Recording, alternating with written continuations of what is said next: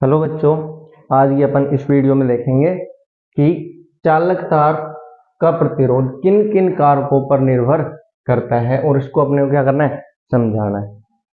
ठीक है,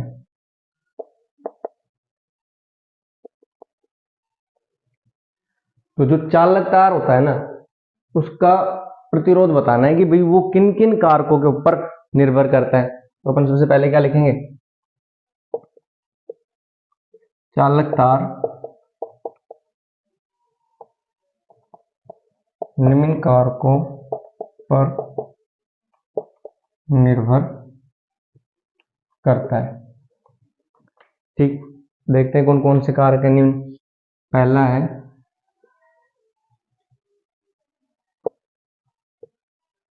चालक तार की लंबाई पर। जब पहला है अपना, जो चालक तार की लंबाई पर निर्भर करेगा, कौन? प्रतिरोध। लिखते हैं कि प्रतिरोध को किससे प्रदर्शित करते हैं, यहां पे लिख देते हैं प्रतिरोध को आर से प्रदर्शित करते हैं। ठीक, लिखते हैं भी आर समानुपाती एल, यानी कि जितनी तार की लंबाई होगी, यानी जितना ज्यादा तार लंबा होगा उतना ही उसका क्या, प्रतिरोध भी ज्यादा होगा। तो अब देखते हैं, अगर ये चालक तार है, ये भी चालक तार है, अगर इसको अपन इस तरीके से जोड़ते हैं तो ये क्या हो जाएगा कि चालक तार की लंबाई ज्यादा हो गई, तो इसका प्रतिरोध क्या हो जाएगा, बढ़ जाएगा। अगर इन चालक तारकों को अगर ऐसे जोड़ते हैं तो प्रतिरोध क्या हो जाएगा, कम हो जाएगा। ये अपना तरीका है इसको देखने के लिए। जैसे समांतर क्रम और श्रेणी क्रम, दो क्रम पढ़े थे अपन ने। ठीक, तो अपन इस यहां पर क्या लिख सकते हैं कि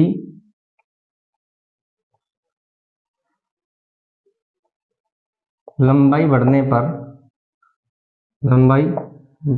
पर प्रतिरोध भी क्या होता है,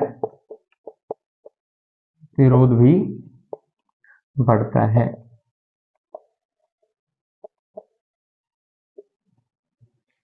ठीक, दूसरा देखते हैं, चालक तार की अनुप्रस्थ काट पर। दूसरा किस पर निर्भर करेगा, चालक तार की अनुप्रस्थ काट पर, यानी उसके क्षेत्रफल पर, यानी आर समानुपाती 1 में। यहां पे क्या होता है कि जितना ज्यादा प्रतिरोध बढ़ेगा उतना ही कम क्या होगा, सॉरी, जितने ज्यादा क्षेत्रफल बढ़ेगा उतना ही कम क्या होगा, प्रतिरोध होगा। देखते हैं, ये अपना कोई एक चालक तार है, तो ये तो क्या हो गई इसकी लंबाई, और ये क्या हो गया इसका क्षेत्रफल। अगर ये क्षेत्रफल बढ़ जाता है तो प्रतिरोध कम हो जाता है। अभी बताया था कि अगर इसको इस तरीके से रखेंगे तो प्रतिरोध क्या हो जाएगा, कम हो जाएगा, और अगर इसको इस तरीके से रखेंगे तो प्रतिरोध बढ़ जाएगा। तो जितना ज्यादा प्रतिरोध होगा उतना ही कम क्षेत्रफल होगा। तीसरा, धातु की प्रकृति पर। अच्छा, जो धातु की प्रकृति होती है ना, वो अलग अलग धातुओं का अलग अलग प्रतिरोध होता है। अलग अलग धातुओं का अलग अलग प्रतिरोध ही रहेगा भाई। जिस जिस प्रकार जैसी धातु होगी, जितनी ज्यादा सुचालक होगी, उसका उतना ही कम क्या होगा, प्रतिरोध होगा। चौथा है चालक तार के ताप पर, यानी सीधा लिख देते अपन ताप पर। देख, पहला तो क्या हो गया, चालक तार की लंबाई पर निर्भर करेगा। दूसरा, चालक तार की अनुप्रस्थ काट पर। तीसरा, धातु की प्रकृति पर। और चौथा, ताप पर। जितना ज्यादा ताप होगा उतना ही अधिक क्या होगा, प्रतिरोध होगा, अधिक प्रतिरोध होगा। और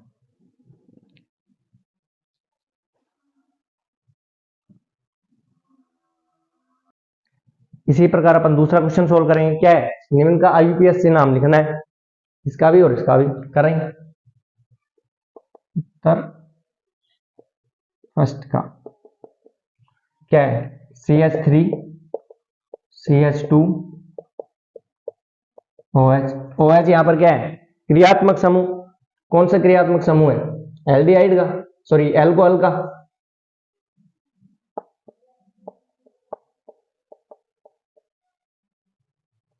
और जो एल्कोहल होता है उसका अनुलग्न क्या होता है, ऑल। कर देंगे यहाँ पे, अब क्या दिक्कत आ रही है, 1 2 3 3 कार्बन है। कार्बन की नंबरिंग करते टाइम अपन कौन सी साइड से लेंगे, जिस साइड से क्रियात्मक समूह पास में आ रहा हो, तो यहीं से है पास में। तो 1 2 3, कितने कार्बन हो गए, 3। एक कार्बन क्या बोलते हैं, मैथ, 2 को एथ और 3 को प्रोप। यहां पे क्या हो जाएगा, प्रोपेन प्लस ऑल, क्या बन गया, प्रोपेनॉल। बताओ सही बात है क्या। दूसरा देख लेंगे ऐसे ही, CH3 CHO, इसको खोल के लिखेंगे किस प्रकार से, OH, कितने हाइड्रोजन इसके पास है, 3 हाइड्रोजन। 3 हाइड्रोजन लगा दिए। अब अपने वही करना है कि जिस साइड से क्रियात्मक समूह पास में आ रहा हो।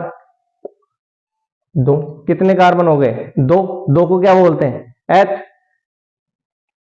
और ये जो CHO है, CHO, ये कौन सा क्रियात्मक है, एल्डिहाइड का, एल्डिहाइड। और जो एल्डिहाइड होता है उसका अनुलग्न क्या होता है, एल। कर देंगे नामकरण, अब कहां दिक्कत आ रही है भाई। कितने, 2 कार्बन, एथेन प्लस एल, क्या बन गया, एथेनॉल। इंपॉर्टेंट है, क्वेश्चन पूछेगा यहां से। अच्छा अभी यहां से देख लेना अपन, ये तो 1 नंबर में क्वेश्चन पूछ सकता है कि IUPAC की फुल फॉर्म बताओ या फिर पूरा नाम बताओ, क्या हो जाएगा, international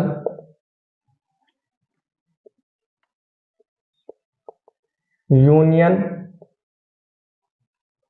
of pure and applied chemistry.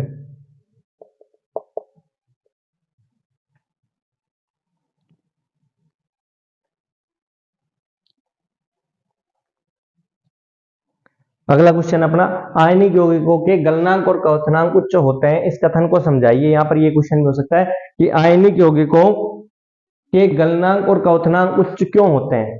अभी बता देंगे भाई किस प्रकार से होता है, इंपॉर्टेंट है, याद रखना है। आयनिक यौगिक उत्पन्न किस प्रकार से होते हैं, यानी धातु और अधातु के बीच में आयन उत्पन्न होते हैं और वो आपस में जुड़ जाते हैं, तो उसको अपन क्या बोलते हैं, आयनिक यौगिक। किस प्रकार से हो रहे देखते हैं अपन, उदाहरण ले रहे हैं NaCl, सोडियम क्लोराइड, इसको तोड़ेंगे तो NaCl किस प्रकार से बनाइए, Na प्लस और Cl माइनस। जो ये बंध उत्पन्न हो रहा है, इस बंध को ही अपन क्या बोलते हैं, आयनिक बंध। कौन सा बंध, आयनिक बंध। ये तो हमें पता चल गया कि आयनिक बंध उत्पन्न हो गया, लेकिन क्वेश्चन क्या है अपना, आयनिक यौगिकों के गलनांक और क्वथनांक उच्च होते हैं, इसको बताना है उच्च क्यों होते हैं।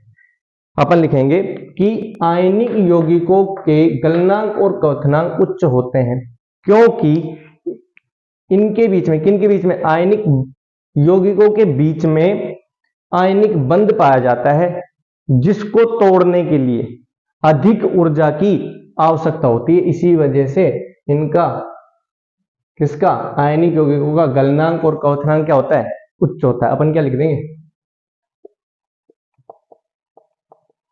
आयनिक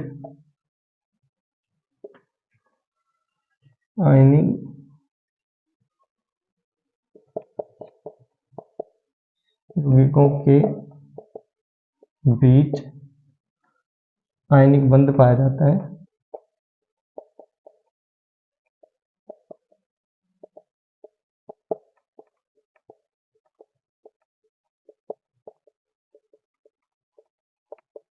जिसको तोड़ने के लिए अधिक ऊर्जा की आवश्यकता होती है। ये था अपना क्वेश्चन।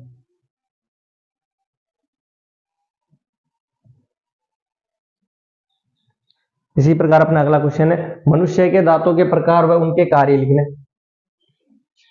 उत्तर देखते हैं अभी।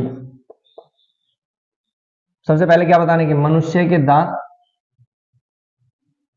कितने प्रकार के होते हैं। मनुष्य के दांत 4 प्रकार के होते हैं। यहां पे लिखेंगे मनुष्य के दांत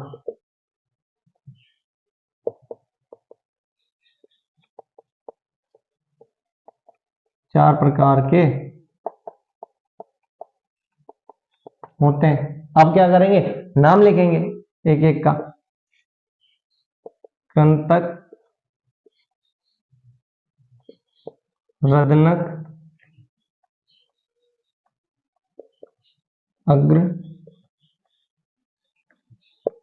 अग्रचौर्णक और चौथा कौन सा है, चौर्णक। ये कितने पाए जाते हैं, 2, 1, 2, 3। अभी बताएंगे इसका भी क्या सीन है। पहले अपन देख लेते हैं कि 4 प्रकार के तो ये हो गए। ये तो पूछा है कि मनुष्य के दांतों के प्रकार और उनके कार्य। प्रकार तो हमने लिख दिए। अब यहाँ पे क्या लिख देंगे कि भाई इसका कार्य होता है, कार्य लिखेंगे, कार्य पहले का। कृतनक का लिखेंगे, ये क्या होता है, कुतरने व काटने के काम में आता है। दूसरा चीरने व फाड़ने के काम में आता है। और इन दोनों का क्या काम होता है, भोजन को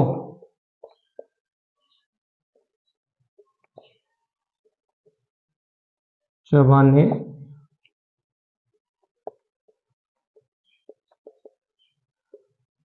कृतनक का कार्य क्या हो गया कि भोजन को कुतरने में काटने में काम में आता है। रदनक चीरने में फाड़ने में, इसको भोजन को। अग्रचौर्णक और चौर्णक ये भोजन को चबाने में सहायक होते हैं। अब देखते हैं 2, 1, 2, 3 का क्या मतलब है। आपसे क्वेश्चन ये भी पूछा जा सकता है यहाँ पर कि मनुष्य के दांतों का सूत्र लिखिए, तो क्या हो जाएगा, 2, 1, 2, 3, 2, 1, 2, 3 गुणा 2। ये अडल्ट व्यक्ति का है, मतलब कि वृद्ध व्यक्ति का है ये सूत्र। 1 नंबर में पूछा जा सकता है यहां से ये क्वेश्चन।